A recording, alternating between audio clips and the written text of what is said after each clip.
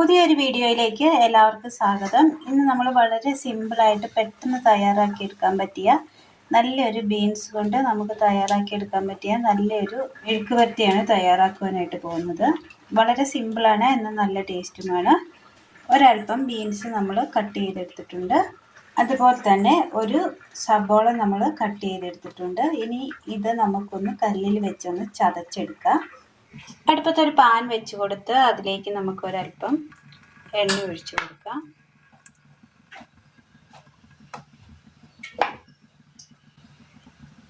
എണ്ണയിലേക്ക് നമുക്ക് സബോള ഇട്ട് കൊടുക്കാം. ചതച്ചെടുത്ത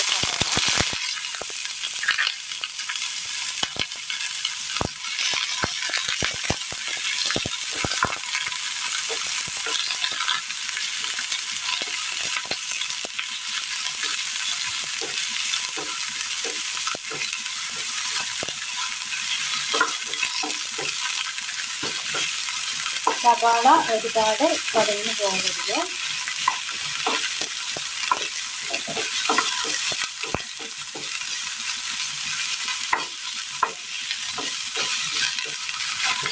ജസ്റ്റ് സവാള ഒന്ന് വാടി കിട്ടിയിട്ടുണ്ട്.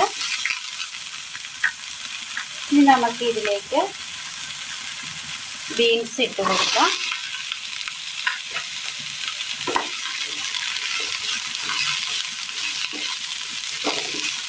ഇതിലേക്ക് നമുക്ക് ഒരൽപ്പം മഞ്ഞൾപ്പൊടിയും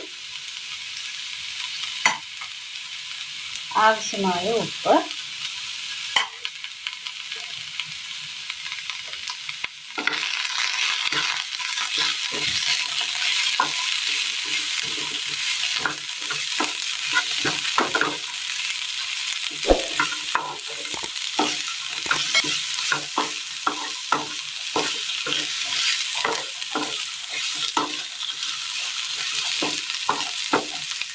ഇതിലേക്ക് ഒരൽപ്പം വെള്ളം,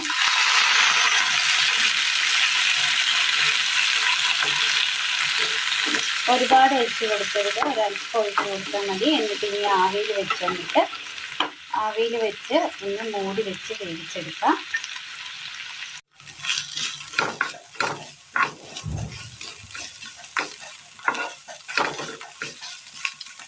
പയറിൻ്റെ ആ വെള്ളമൊക്കെ ഒന്ന് വറ്റി ഇതുപോലെ ഒന്ന് വെന്ത് കിട്ടിയിട്ടുണ്ട്. നമുക്ക് പയർ ഒരു സൈഡിലേക്ക് ഒതുക്കി കൊടുക്കാം. എന്നിട്ട് ഇതിലേക്ക് നമുക്ക് ഒരൽപ്പം എണ്ണ കൂടി ഒഴിച്ചു കൊടുക്കാം.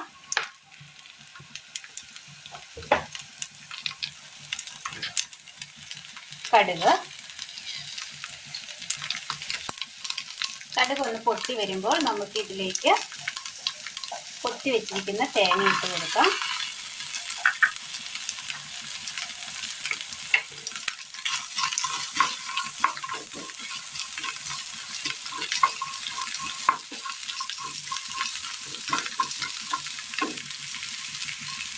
കറിവേപ്പില,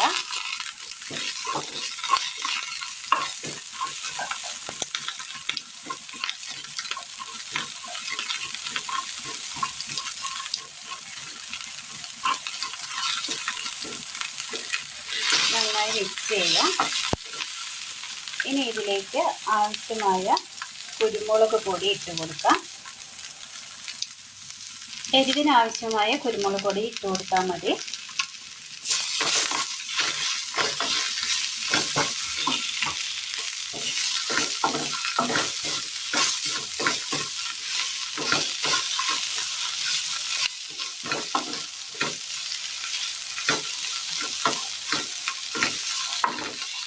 തേങ്ങ പച്ച തന്നെ കടിക്കണം, അതുകൊണ്ടാണ് നമ്മൾ ലാസ്റ്റ് ഇട്ട് കൊടുക്കുന്നത്.